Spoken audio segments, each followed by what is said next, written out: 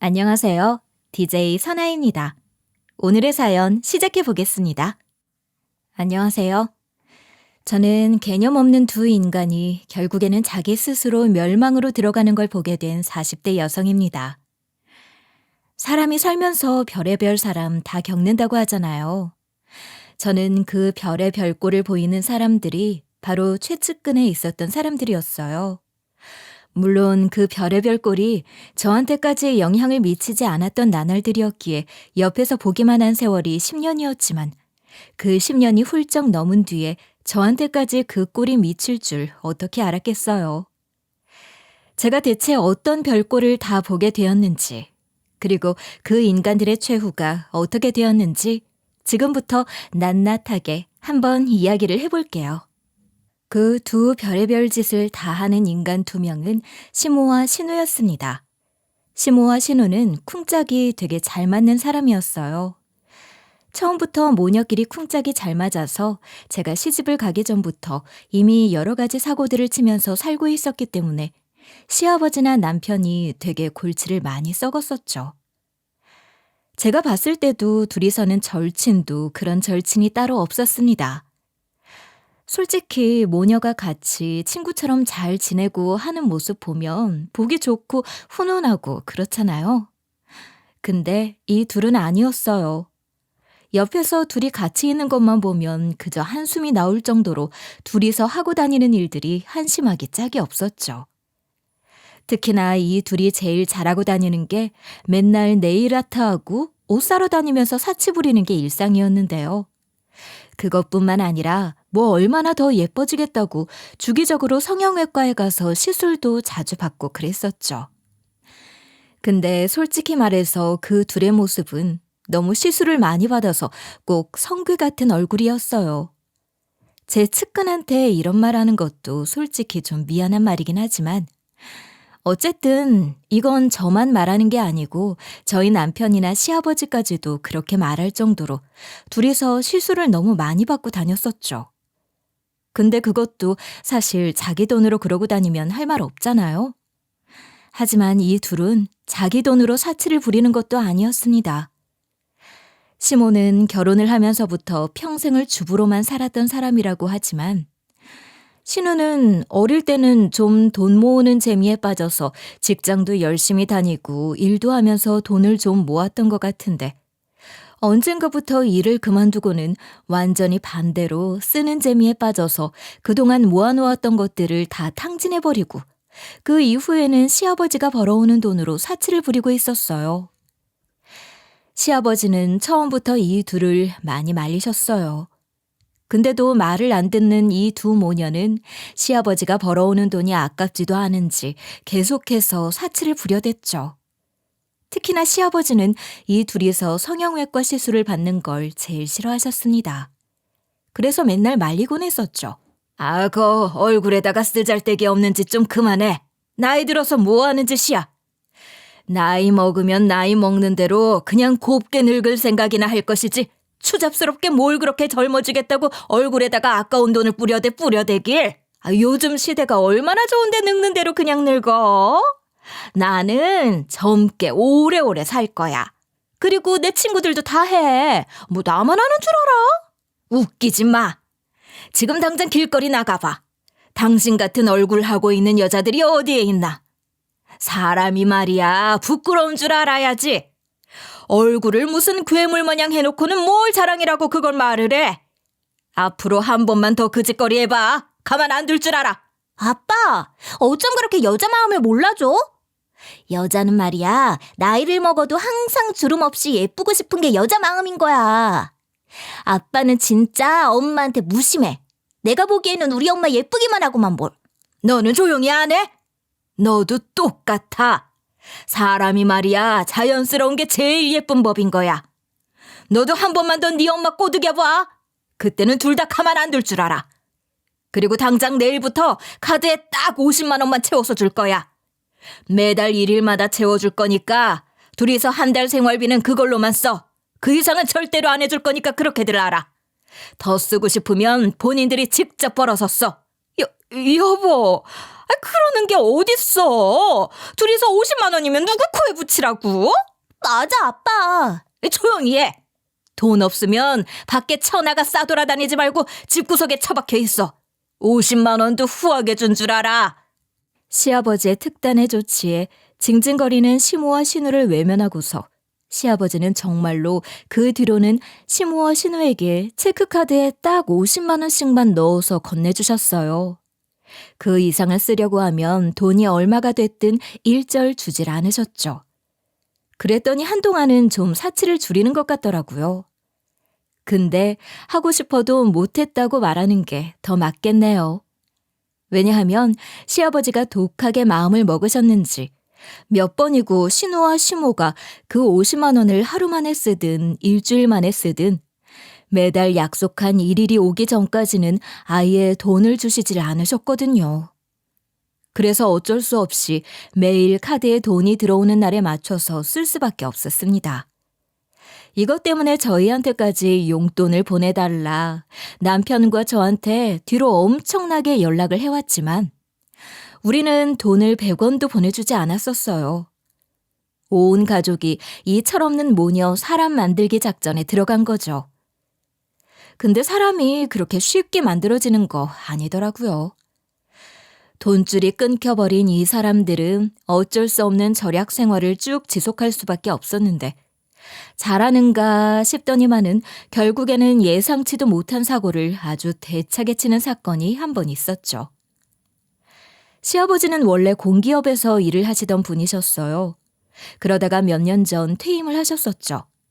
퇴직금도 꽤나 많이 받으셨었지만 그래도 집에 모아져 있는 돈은 거의 없었습니다. 왜냐하면 살면서 신우와 시모가 워낙에 이것저것 사고를 많이 쳤었기 때문에 돈이 모아질 틈이 없었거든요. 그런데다가 평생을 밖에서 일을 하셨던 분이 갑작스레 출근을 안 하고 집에만 있는 게 많이 적적하시다면서 결국 다른 할 일을 찾아보시다가 바로 경비원 일을 구하셔서는 새로 일을 하면서 지내고 계셨었죠. 그 와중에도 두 모녀는 계속 돈만 받아쓰고 있었어요. 시아버지는 철없는 모녀를 보면서도 속이 썩는다며 가슴을 치면서도 그 경비원 일을 하시면서 적은 월급이라도 돈 받으면서 일할 수 있다는 게 감사하다며 씩씩하게 잘 지내고 계셨습니다. 근데 그런 시아버지가 그 두 모녀 때문에 하마터면 뒷목 잡고 쓰러지는 걸로 부족해 저승까지 가실 뻔했었던 거 있죠? 그날은 시아버지 생신이라고 다 같이 모이기로 했던 자리였어요. 이 두 모녀는 철딱서니 없게도 본인들 남편이자 아빠는 퇴직 후에 경비원 일을 하면서 지내고 있는데 갑자기 여행을 다녀오고 싶다면서 며칠을 집을 비웠었죠. 돈이 어디서 났냐고 물었을 때 본인들끼리 밖에서 개모임을 하고 있는 게 있는데 거기에서 그 갯돈으로 여행을 다녀오기로 했다는 거예요. 자기네들끼리 알아서 비용 다 채워서 다녀온다고 하니 다들 탐탁지 않아 했지만 의심 없이 보내줬었죠. 하지만 시아버지 생신 당일에 보인 그 둘의 모습은 충격 그 자체였습니다. 왜냐하면 모녀끼리 여행을 갔다가 오겠다고 했던 그 두 사람이 신우는 얼굴에 붕대를 칭칭 감고 시모 역시 얼굴이 난리가 난 상태에서 스카프로 얼굴을 가리고 그 위에는 선글라스까지 낀 말 그대로 괴상한 모습을 하고서 집에 들어왔거든요. 그 모습을 본 우리는 놀라 까무러칠 뻔했습니다. 당연히 시아버지도 입을 떡 벌릴 만큼 깜짝 놀라셨죠. 뭐야? 두 사람 꼴이 왜 이래? 다쳤어? 오는 길에 교통사고라도 난 거야? 얼굴들이 다 왜 그래? 처음에 시아버지는 이 둘이 밖에서 크게 다친 건 줄 알고는 깜짝 놀라 걱정을 하셨었어요. 그 말에 저희들도 덩달아 정말 사고가 난 건가 싶어서 걱정스러운 마음으로 그 둘을 쳐다봤었죠. 근데 우리의 걱정이 허무맹랑하게 느껴질 정도로 그 뒤에 들려오는 소리가 기가 막혔습니다. 아빠, 실은 그게 아니고 우리 성형수술했어. 아직은 나는 붕대를 풀면 안 된다 그래서 이대로 왔고 엄마도 아직 얼굴이 말이 아니라. 뭐라고? 성형수술? 둘이서 지금 성형수술을 했단 말이야?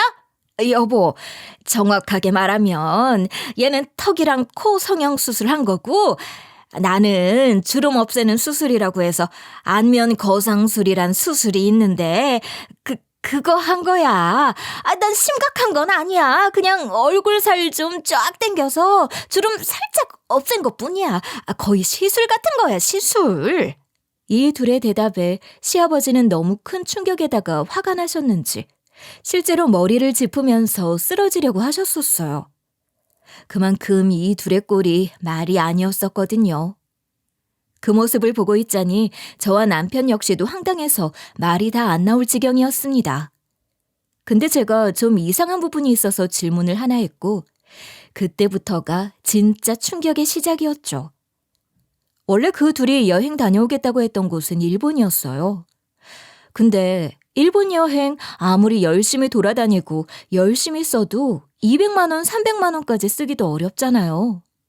근데 코, 턱 수술에 안면 거상술까지 했으면 적어도 1,000만 원 이상은 들었다는 얘긴데 저는 이게 이해가 안 되더라고요. 그래서 그 자리에서 둘에게 물었죠. 그리고 그 질문이 완전 신의 한 수였을 줄 누가 알았겠어요. 아가씨, 어머님, 근데 그 수술비 얼마나 들었어요? 두 분이서 그 개모임에서 여행 다녀온다고 하셨었잖아요.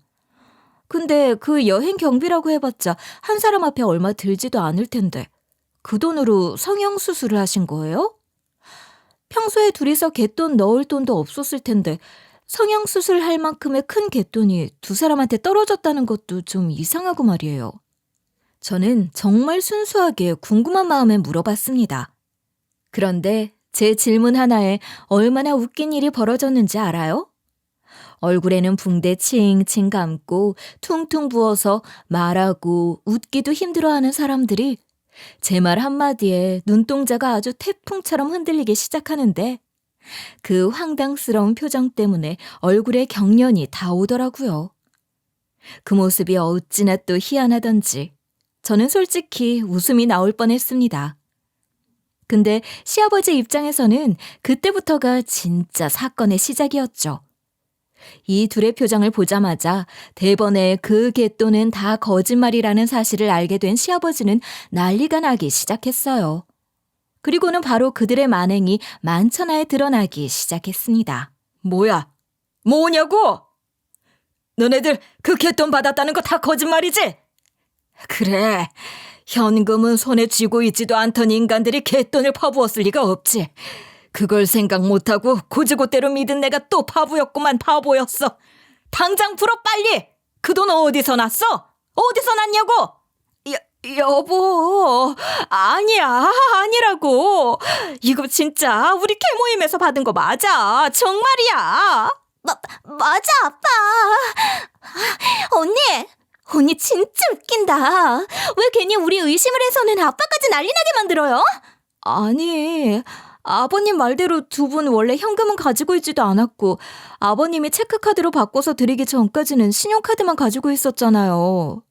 거기다가 현금 카드 쓴 지는 얼마 되지도 않았는데다가 매달 아버님이 넣어주시는 현금이라고 해봤자 50만 원인데 근데 그 돈으로 몇 달 갯돈 퍼붓고 성형수술 할 만큼의 갯돈을 받았다는 게 좀 말이 안 되지 않아요? 당신 말이 맞네. 엄마랑 너 빨리 바른 대로 말해. 잠깐 아빠. 이 두 사람 아빠가 몰래 감춰놨던 통장에 있는 돈 꺼내다가 쓴 거 아니에요? 그 큰 돈이 갑자기 어디서 나? 돈 벌 구멍도 없는 사람들이 어디 가서 빌려 쓸 리도 없고. 제 말에 동의를 해주던 남편은 문득 촉이 왔는지 바로 시아버지에게 통장을 확인해 보라고 했고 시아버지도 느낌이 이상한지 바로 통장을 찾으러 들어가셨습니다. 그때부터 이 모녀가 난리가 나기 시작했어요. 왜냐하면 진짜로 시아버지 통장을 훔쳐다가 쓴 게 맞았거든요. 이 둘은 시아버지가 통장을 찾으러 가기도 전에 바로 무릎을 꿇고는 싹싹 빌기 시작했습니다. 여보, 미안해 여보. 우리가 잘못했어. 아니, 난 얘가 꼬셔서 그랬어. 그거 잠깐 빌려다가 쓰고서 우리가 돈 모아서 넣어놓으면 된다고 그래서 잠깐만 빌려 쓰는 개념으로 썼던 거야. 진짜야. 아빠, 내가 꼬신 거 아니고 엄마도 평소에 주름 때문에 맨날 고민하니까 난 추천만 해준 것뿐이야. 그리고 진짜로 돈은 빨리 넣어놓으려고 했었고. 이 둘은 정말 손이 발이 된다는 게 이런 거구나 싶을 정도로 처절하게 손을 싹싹 빌어가면서 시아버지한테 변명을 하기 시작했습니다. 하지만 이미 시아버지는 자기 통장에 돈을 댔다는 것 하나만으로 화가 나셔서는 눈에 보이는 게 없으신 듯 했죠. 나중에 다시 정확하게 상황 파악을 해보니까 전개가 이렇게 되었던 거였더라고요. 신우는 평소에 코랑 사각턱 때문에 고민을 엄청 많이 하던 사람이었었어요. 안 그래도 외모에 관심이 많은 사람이 살짝 매부리 코에 사각턱까지 있으니 그게 얼마나 고민이었겠어요. 그래서 더 늦기 전에 성형수술을 하고 싶었던 신우가 평소 주름 때문에 고민이 많던 시모를 막 꼬시기 시작했던 거였죠.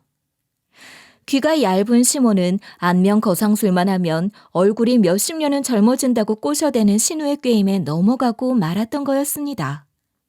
하지만 시아버지한테 사실대로 말을 하면 절대로 수술을 안 시켜줄 걸 알았기 때문에 여행 다녀오겠다고 거짓말을 하고서는 수술을 했던 거였어요. 여러분, 여기까지만 들어도 이 둘이 얼마나 철딱서니가 없는 푼수들인지 아시겠죠? 게다가 여기까지만 해도 기가 막힌데 그 돈을 또 시아버지 통장에서 몰래 꺼내다 썼으니 얼마나 더 집안이 발칵 뒤집혔겠어요? 시아버지는 아이의 결혼 초창기 때부터 시모가 씀씀이가 만만치 않았었기 때문에 아이의 통장을 내주질 않으셨었다고 했어요. 당연히 그 이후에도 월급 통장이라든지 적금, 예금 할 것 없이 싹 다 감춰두고 있었죠. 그 둘이 그동안 썼던 돈들은 다 가족 신용카드였던 거였고 나중에서야 시아버지가 신용카드를 뺏어서는 체크카드를 주었던 거였습니다. 근데 이 둘이 이제는 마음껏 사치를 부릴 수도 없고 그 와중에 성형수술은 하고 싶으니 아주 대차게 겁대가리 없는 짓을 한 거였어요. 그게 바로 시아버지가 경비일로 나가 집이 비어있는 사이에 둘이서 작정을 하고 퇴직금이 들어있는 통장을 찾아낸 거였죠. 사실 시아버지가 통장을 꽁꽁 숨겨놔도 작정하고서 찾고자 하면 왜 못 찾겠어요. 그러니 시아버지는 나름 집안 깊숙한 곳에다가 통장들을 꽁꽁 숨겨놨다고 했지만 어떻게 둘이서 그걸 찾아서는 썼던 거였죠. 그리고 그 통장을 쓸 수 있었던 이유도 시아버지는 항상 본인 통장이나 카드, 심지어 핸드폰 비밀번호까지 자꾸 까먹고 헷갈린다고 같은 번호를 다 쓰고 다니셨기 때문에 그 둘이 그 통장에서 비밀번호를 입력해서 돈 인출해서 쓰는 것은 어려운 일이 아니었어요. 이 모든 사실을 다 낱낱하게 알게 된 시아버지는 정말 통탄을 하며 말씀을 하셨습니다. 정말 너네 미쳤어? 벌써라도 노망이라도 난 거냐고? 둘 다 똑같아. 감히 내 통장에 손을 대? 나 더는 못 참는다. 더는 너네들 그 꼬라지로 사는 모습 보기도 힘들고 이제는 이렇게 당하면서는 더는 못 살겠다. 그러니까 당장 내 집에서 나가, 당장! 아니지. 나갈 때 나가더라도 당신은 이혼하고 나가. 나 당신이랑 이혼하고 차라리 혼자 살라니까. 그리고 너도 나가. 너는 이제 내 딸 아니야. 네 엄마 딸이나 해. 평생 그러고 둘이서 지지고 볶고 살라고. 시아버지는 그 험한 시절에도 이혼이란 말을 해보신 적 없다고 하셨었는데 이제 한계에 다다랐는지 이혼이라는 말을 꺼내시더라고요. 그때부터 우리 가족들은 다들 난리가 났죠.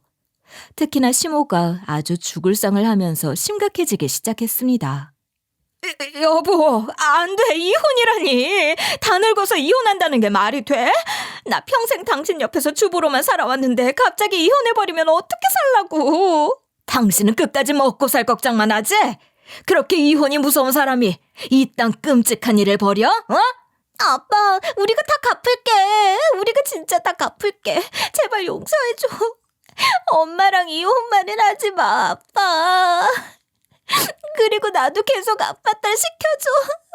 우리 아빠 없으면 안 되는 거 알잖아. 두 모녀의 애절한 사정에 시아버지는 정말 모든 것이 다 후회스러우신 듯 했었어요. 그간의 세월이 정말 다 무너지는 듯한 허탈한 표정으로 주저앉으시더라고요. 하지만 이내 아주 큰 결심을 했다는 듯이 말씀을 하셨습니다. 너네 둘, 마지막 기회야. 나 이제 여기에서 너희 둘하고 사고 한 번만 더 치면 다시는 얼굴 안 보고 살 거야. 다시는 사고 안 치고 내가 주는 기회 잡을 거면 이 자리에서 내가 하라는 대로 하고 그게 싫으면 당장 짐 싸서 나가. 당신은 나랑 이혼하고 너는 내 호적에서 없는 자식 되는 거야. 시아버지는 엄청나게 무게를 잡으며 말씀하셨고 그 모습에 남편과 저까지 다 긴장을 할 정도였습니다. 그리고 진짜 사태의 심각성을 느꼈는지 신우와 시모는 바로 시아버지가 하라는 대로 다 하겠다고 적극적으로 나섰죠. 정말이지? 정말로 내 말대로 할 거지? 그럼 당장 둘 다 일 구해. 두 사람 이제 백수로 사는 꼴 나 다시는 안 볼 거야. 그러니까 나가서 막노동을 하든 아니면 식당 가서 설거지를 하든 뭐라도 해. 그리고 내 돈 그대로 다 제자리로 돌려놔. 그게 내가 주는 마지막 기회야. 시모와 신우는 시아버지의 말을 듣자마자 그런 게 어디 있냐면서 갑자기 일을 어떻게 하냐면서 난리가 났지만 시아버지의 뜻은 꺾이지 않았습니다. 그리고 진짜 농담이 아닌 진심으로 말씀했다는 걸 느낀 그 두 사람은 울며 겨자 먹기로 그 말에 따를 수밖에 없었어요. 그때부터 시모는 건물 청소를 다니고 신우도 식당에서 서빙도 하고 카페에서 일도 하면서 그 돈을 갚아나가고 있었죠. 나름 몇 달을 또 징징거리기는 해도 일을 열심히 잘하고 있다고 생각했었는데 그게 딱 몇 달 못 가더라고요. 그 둘이 안 하던 경제활동을 시작하게 되니까 얼마 안 돼서 또 우리한테 갑자기 영향을 미치기 시작했죠. 사실은 제가 이 집에 시집을 왔을 때부터 사치가 심하고 허영심이 심한 두 사람은 부끄러운 줄도 모르고 제가 남편과 결혼하자마자 시시때때로 돈 빌려달라, 시애미 용돈 달라 이런 말을 엄청나게 했었죠. 근데 저는 그런 거 싹 다 무시하고 안 해줬었어요. 왜냐하면 초장부터 남편이 내 마누라한테는 이런 말 하지 말아라. 우리는 당신들한테 줄 돈 없다. 딱 잘라서 말을 해놨었거든요. 그리고 남편은 저한테도 이 두 사람이 돈 얘기 꺼내면 절대로 들어주지 말라고 미리 말을 해줬었어요. 그래서 결혼하고 나서 10년이 넘을 때까지도 몇 번 돈 얘기 꺼내더니 우리가 절대로 안 해주니까 그 다음부터는 잠잠하게 지내고 있었죠. 근데 그거야 그 둘이 직장을 안 다닐 때 얘기고요. 직장 다니기 시작하니까 둘 다 일하는 게 너무 힘들다고 얼마나 징징대는지. 저한테 맨날 전화해서는 하소연을 하길래 처음에는 몇 번 받아주다가 나중에는 안 받게 되더라고요. 제가 더는 받아주지 않으니 이 두 사람도 더는 전화를 하지는 않았지만 슬슬 일을 또 그만두고 집안에 들어가 있기 시작하더라고요. 시아버지 눈치를 슬슬 보더니만 일이 너무 힘들다며 딱 한 달만 쉬다가 다시 일하겠다면서 온갖 핑계를 대더니만은 또 흐지부지 일도 안 하고 또 그냥 저냥 지내고 있었죠. 그게 뭐 상관은 크게 없었습니다. 어차피 그들 인생 그들이 사는 거고 저와는 아무런 상관이 없다고 생각을 했었거든요. 근데 저한테 그게 큰 타격으로 오게 될 줄 누가 알았겠어요. 저는 원래 친정 부모님이 두 분 다 정정하셨었어요. 특히나 친정아빠는 매일 아침에 조깅도 하시고 운동도 열심히 하셨던 분이었기 때문에 건강 하나는 남부러울 게 없는 분이셨었죠. 근데 그런 분이 갑자기 가난 판정을 받게 되었어요. 저는 형제가 아무도 없이 외동이었는데 정말 너무너무 힘들더라고요. 아빠가 암투병하는 모습을 보고 있자니 정말 생사를 찢기는 고통이라는 게 이런 건가 싶을 정도로 너무 힘든 시기를 보내야 했었죠. 근데 이때 이 사람들이 저희 아빠가 투병 중이라고 하니까 뭐라고 하는 줄 아세요? 가족들끼리 다 모인 자리에서 저희 아빠가 간암투병을 하게 되었다고 말씀드렸을 때 보였던 그 인간들의 반응이 정말 상상을 초월하는 반응이었죠. 어머나, 안 됐네. 잠깐, 바깥사 돈 몇 년 전에 재테크한 걸로 돈 벌어가지고 건물 지어놓은 거 잊지 않았었어? 어머나, 그럼 박가사돈 돌아가시면 그 건물 상속받는 거 아니니? 너 외동이잖아. 엄마야, 이게 웬일이니? 그 건물 꽤나 잘 나간다고 그 동네 소문 자자하던데 그걸 우리 가게 하나 해주면 딱 좋겠네. 너무 잘 됐다. 저는 시모의 반응을 듣자마자 정말이지 뜨악할 수밖에 없었습니다. 내 앞에 있는 이 사람이 사람인지 악마인지 알 수가 없더라고요. 저희 친정아빠는 젊은 시절 재테크로 건물을 하나 사놓은 게 있으셨었는데 그 얘기를 다짜고짜 꺼내는 게 아니겠어요? 심지어는 우리 아빠가 돌아가실 것부터 얘기하는데 이런 소리 듣고 가만히 있을 딸이 어디 있을까요? 저는 그 말을 듣자마자 시모에게 큰 소리를 내면서 따졌죠. 어머님, 우리 아빠가 죽긴 왜 죽어요? 우리 아빠 병 다 이기고 건강하게 오래오래 사실 거예요. 그리고 혹여라도 그 건물 제가 받게 된다고 한들 어머님이랑 아가씨한테 내줄 건 단 1평도 없으니까 꿈 깨세요. 어머, 언니! 지금 우리 엄마한테 언성 높이는 거예요? 진짜 버르장머리 없다. 아닌 말로 우리 엄마가 뭐 틀린 말 한 거 하나도 없는데 왜 그렇게 역정을 내요? 언니, 현실적으로 생각해요. 현실적으로. 지금 그렇게 감정적으로 나온다고 해서 뭐 해결되는 거 하나라도 있어요? 아니잖아요. 현실적이고 감정적이고 뭐고 우리 아빠가 아프다는데 거기다 대고 자기 이속이나 먼저 생각하는 사람들한테는 예의 차릴 생각도 없고 더는 제 식구라고 생각하면서 살고 싶지도 않네요. 아버님, 죄송하지만 저 이런 말 들으면서까지 여기 더는 못 있을 것 같아요. 그리고 당분간은 저 여기 못 올 것 같아요. 지금 심정 같으면 평생 어머님이랑 아가씨 얼굴 쳐다도 보고 싶지 않아서 말이에요. 그럼 이만 가보겠습니다. 시아버지는 잔뜩 분노를 하는 저를 보면서 얼른 가보라고 말씀을 하셨고 그 뒤로도 시모와 신우는 적반하장으로 나왔지만 시아버지가 호통을 치면서 혼내주시는 통에 저는 외면하고 바로 나올 수 있었어요. 그 이후로 정말로 시모와 신우는 아예 보고 싶지도 않아서 그때부터는 연을 끊다시피 하고 시아버지 얼굴만 보면서 지냈습니다. 그러면서 저는 쭉 친정아빠 투병에만 신경을 썼지만 끝내 아빠는 돌아가셨죠. 그때도 그 둘은 장례식장에 와서 밤만 축냈었어요. 그 꼴이 얼마나 보기 싫고 밉던지. 솔직히 좋게 말도 안 나가고 하고 싶지도 않더라고요. 그래서 그냥 거의 틱틱거리면서 장례식장에서도 맞이했었네요. 근데 그보다도 더 저를 분노하게 하는 일이 일어날 줄 누가 알았겠어요? 아빠가 돌아가시고 난 다음에 실제로 관리하시던 건물은 저에게 상속이 되었어요. 그때 저도 남편과 같이 맞벌이로 직장 생활을 하고 있었는데 이렇게 된 김에 하고 있던 일을 그만두고 건물을 관리하면서 주부로 지내려고 했었죠. 저는 나름 아빠가 물려주신 건물을 잘 관리해보고 싶어서 공부도 열심히 하며 한참 바쁘게 지내고 있는데 갑자기 시모와 신우 그리고 시부가 찾아온 게 아니겠어요? 어쩐 일이냐고 물어보니 황당한 소리를 하지 뭐예요? 뭐예요? 여기까지는 또 왜 오셨어요? 아버님, 이 두 분하고 여기는 어쩐 일이세요? 예, 나도 네 시엠이다. 어째 너는 나 무서워하는 법이 없니? 하여간 건물 가졌다고 변한 거야 뭐야? 됐고 긴 말 할 거 없이 그냥 바로 본론으로 얘기하마. 우리 여기에다가 가게 하나 내게 해줘. 나랑 네 신우랑 여기에서 옷가게 하나 해서 해볼라니까 좀 내게 해줘봐. 딱 보니까 저기 공실 있는데 거기 우리가 쓰면 딱이겠네요. 하필 이웃 가게가 갈비찜이라 우리 옷가게에 냄새 뵐까 좀 걱정스럽긴 한데 그래도 30평 정도면 옷가게 하기 딱이니 우리가 쓰면 좋겠어요. 저는 좋게 부탁하며 말해도 해줄까 말까 한데 거기다 대고 아나무인의 태도를 보이는 이 두 사람을 보면서 기가 막혔어요. 그래서 딱 잘라 말에 거절을 하려고 하는데 시아버지가 나서더라고요. 이 사람들이 진짜 지금 부탁하러 온 입장에서 그게 무슨 태도야?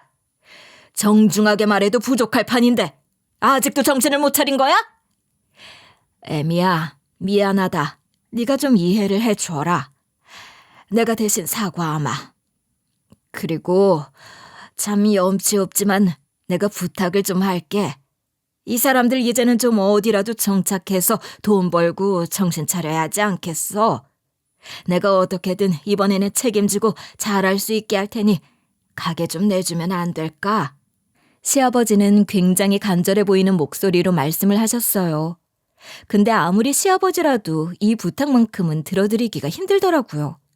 그래서 바로 말씀을 드렸죠. 아버님, 죄송한데요.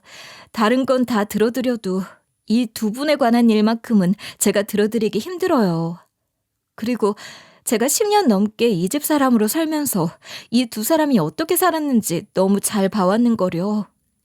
죄송하지만 가게는 못 내드릴 것 같아요. 이만 돌아가 주세요.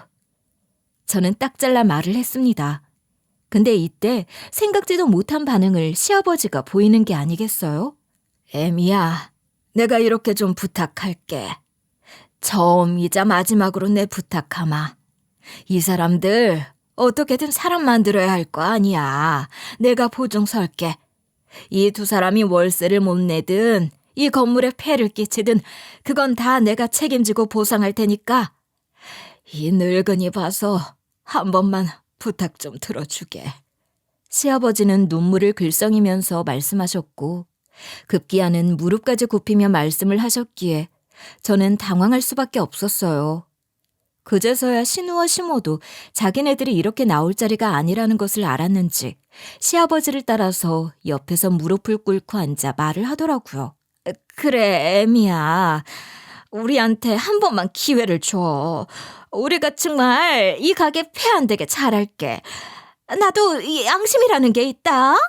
설마 사돈이 평생 일구어 만든 이 건물에 민폐 끼치게 하겠니? 그러니 한 번만 기회를 줘. 맞아요, 언니.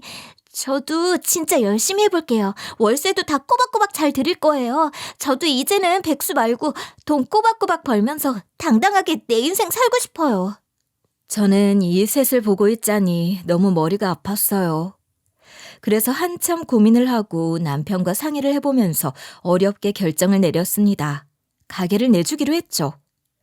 대신 저는 이 두 사람 말은 아예 믿지도 않았었어요. 악어의 눈물이라는 걸 너무나 잘 알고 있었기 때문이었죠. 제가 이 두 사람에게 가게를 내준 이유는 딱 한 가지였어요.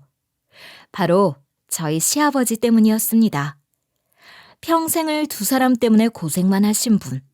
이제라도 제가 그 고생을 좀 덜어드리고 싶어서 희생을 하기로 한 거였죠.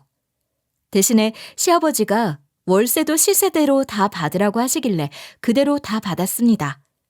보증금은 애초에 모아놓은 돈이 없던 사람들이었기 때문에 월세를 좀 더 높여서 받고 보증금 없이 들어오는 조건으로 받아줬었어요. 시아버지는 월세 밀리면 당장 가게 빼버리라고 하시길래 저도 알았다고 하고는 가게를 내줬죠. 근데 정말로 옷가게를 열고 나서 이 두 사람은 시아버지 감시 아래서 정신을 좀 차렸는지 장사가 되든 안 되든 월세도 꼬박꼬박 잘 내면서 가게 일도 열심히 하는 듯 했었어요. 그렇게 한 6개월을 성실하게 잘 사는가 싶어서 나름 다행이라고 생각하며 지내고 있었는데 또 얼마 못 가 사달이 나고 말았죠. 그건 바로 신우에게 말도 안 되는 우편이 한 통 왔기 때문이었어요. 다른 우편도 아닌 법원에서 온 우편이었고 그 내용은 놀랍게도 조정길 통지서였습니다. 저는 그게 뭔지도 몰랐어요. 근데 시아버지가 신우네 가게로 찾아와서는 손에 우편을 들고 노발대발하면서 이게 뭐냐고 따지면서 소란이 일어나는 통에 알게 된 거였죠. 조정기일 통지서는 다름 아닌 위자료 조정에 관한 사항이었고 신우가 먼저 받아서 본인 방에 놓았던 걸 시부가 빨래한 신우 옷을 가져다 주느라 들어갔다가 화장대 위에 놓인 걸 보면서 알게 된 거였죠.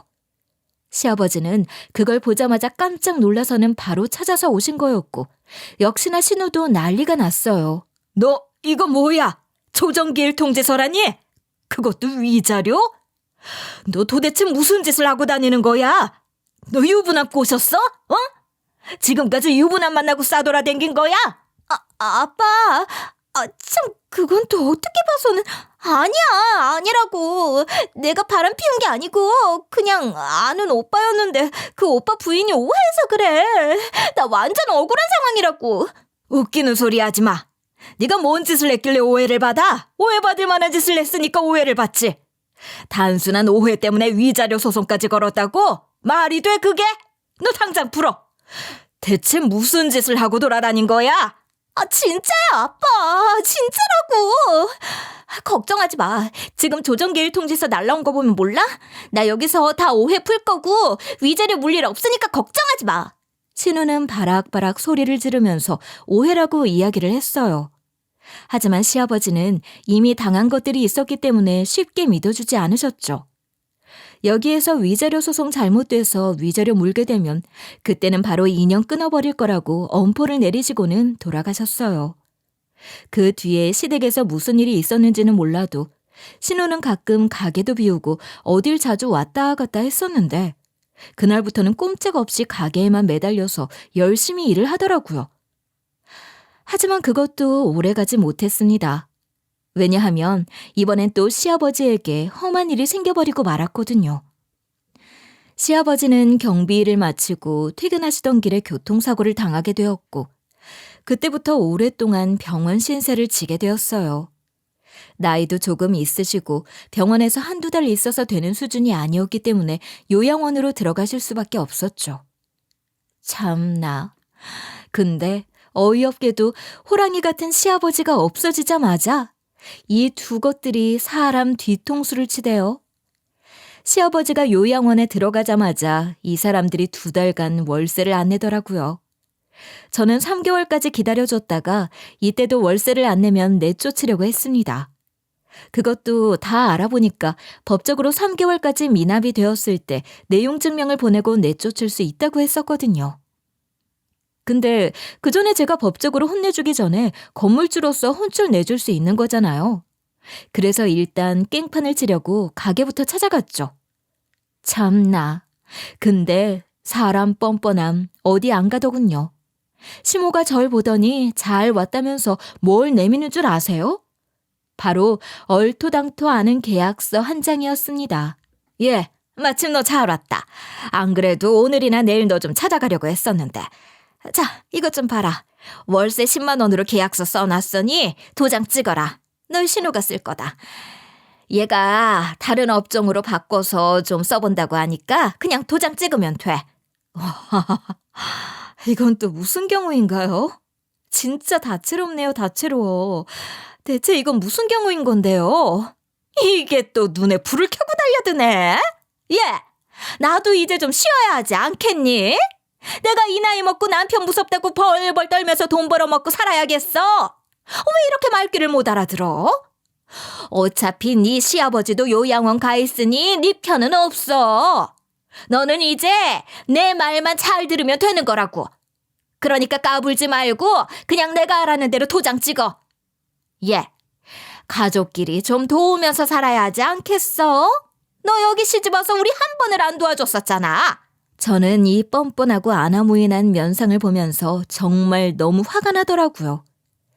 역시 사람 근성이라는 게 쉽게 바뀌는 게 아니구나라는 생각을 하면서 앞으로도 바뀌지 않을 이 얼굴들을 보고는 더는 살 수가 없을 것 같더라고요. 그래서 말했죠. 그래요?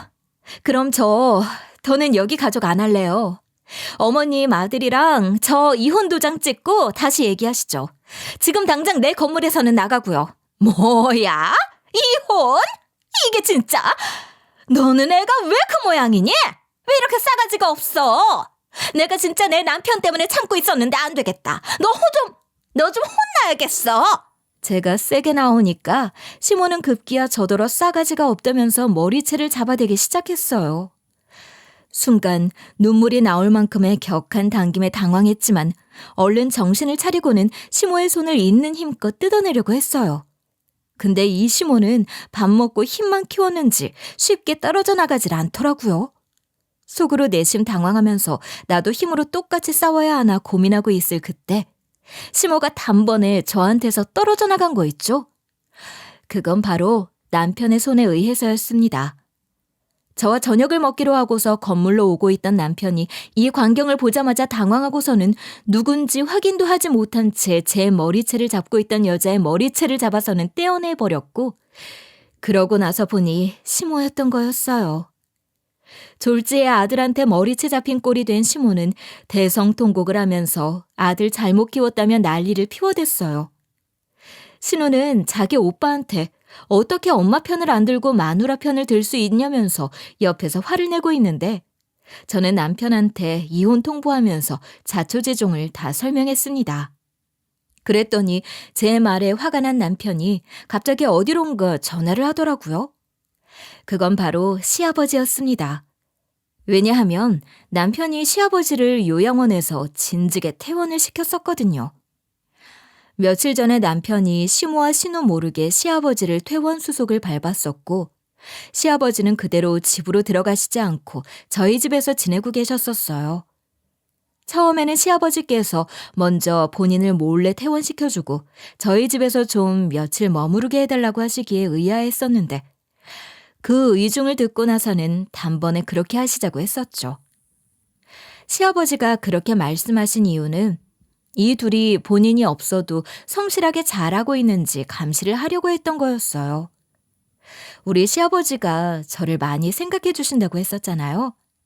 그래서 시아버지는 본인 부탁으로 제가 이 둘에게 가게를 내주기도 했고 또 저한테 못되게 하나 안 하나 확인도 하실 겸 그러셨던 것 같아요.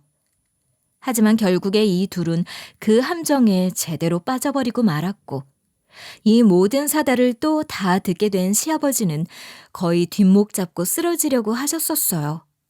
왜 이런 짓을 또 벌였냐고 했을 때 시모와 신우는 무서운 사람이 시부가 없으니까 지들 마음대로 했다는 겁니다.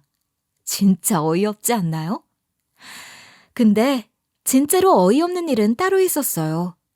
사실 이 둘의 진짜 속내를 알게 되기까지는 그리 오래 걸리지 않았죠.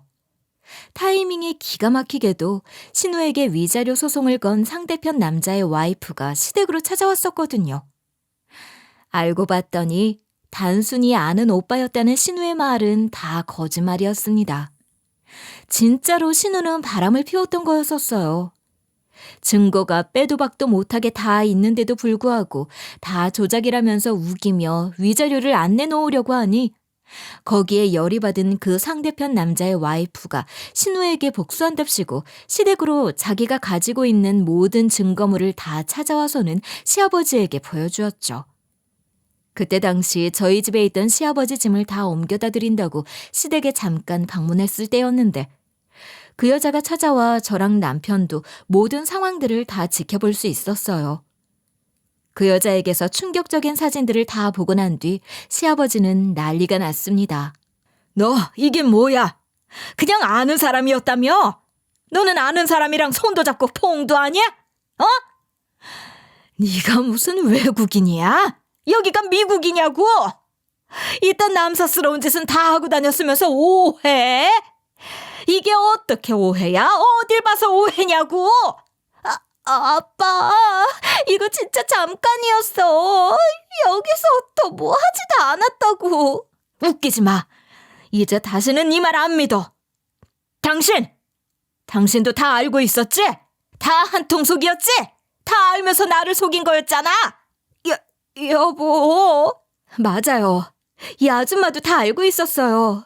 이 아줌마도 내 남편 돈으로 이것저것 많이 샀어요.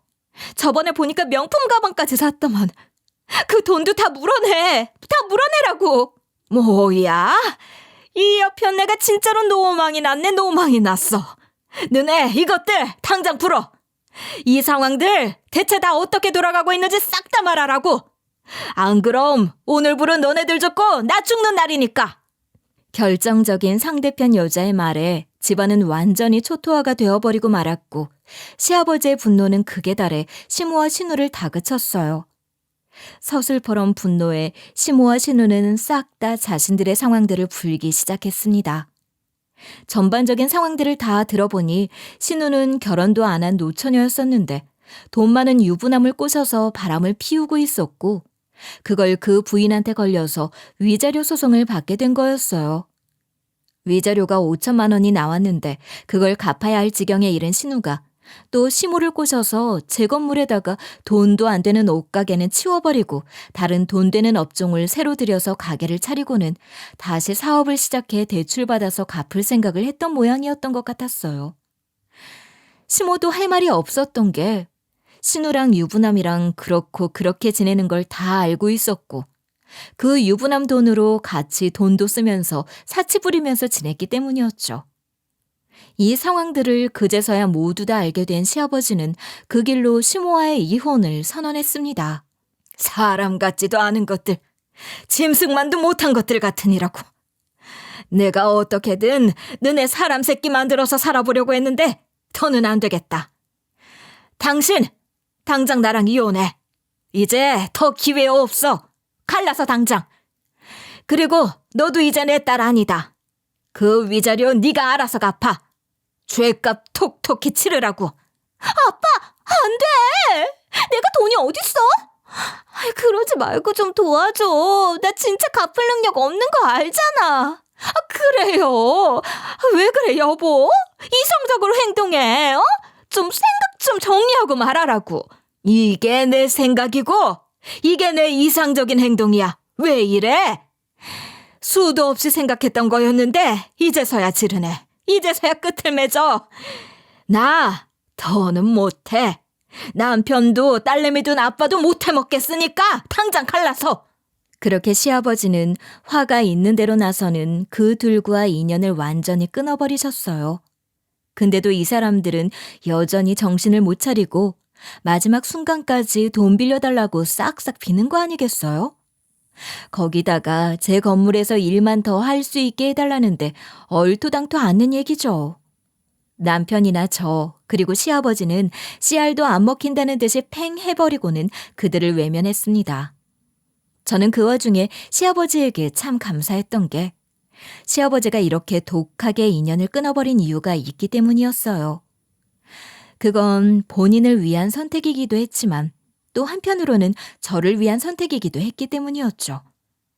시아버지는 본인이 살아있을 때 이 두 인간들과 관계 정리를 본인이 직접 시켜주겠다고 하셨었어요. 만약에 본인이 죽게 되면 이 두 인간들하고 재산 분할도 해야 하고 연 끊는 것도 더 힘들어질 수 있다면서 본인이 해결을 해주겠다며 이 결정을 하시게 된 거였죠. 진짜 시아버지만큼은 저에게 있어서 참부모인 셈이었어요. 결국 그 뒤로 신우는 그 위자료 갚는다고 다시 여기저기 다니면서 일을 하고 있는 모양이었고 시모도 역시나 이혼당하고는 신우와 같이 살면서 돈 벌러 다니고 있는 것 같았습니다. 자신들의 끔찍한 만행을 숨기기 위해서 말도 안 되는 일을 벌인 이 둘은 제대로 벌을 받고 처절하게 발발 기면서 살고 있는 중이네요. 이런 거 보면 인과응보라는 말이 없는 말은 아닌 것 같아요. 저와 남편은 그 뒤로 여전히 사이좋게 잘 지내고 있고 시아버지는 저희가 잘 모시면서 돌봐드리며 지내고 있는 중이랍니다. 건물도 값이 점점 오르고 있는 덕에 우리는 생활도 좀 여유로워져서 요즘은 이보다 더 행복할 수 있을까 싶은 나날들을 보내고 있어요. 앞으로도 저의 행복한 인생을 응원해 주시기 바라며 우리 시아버지의 남은 여생도 건강하게 지내실 수 있도록 함께 응원 부탁드릴게요. 제 사연 들어주셔서 감사합니다.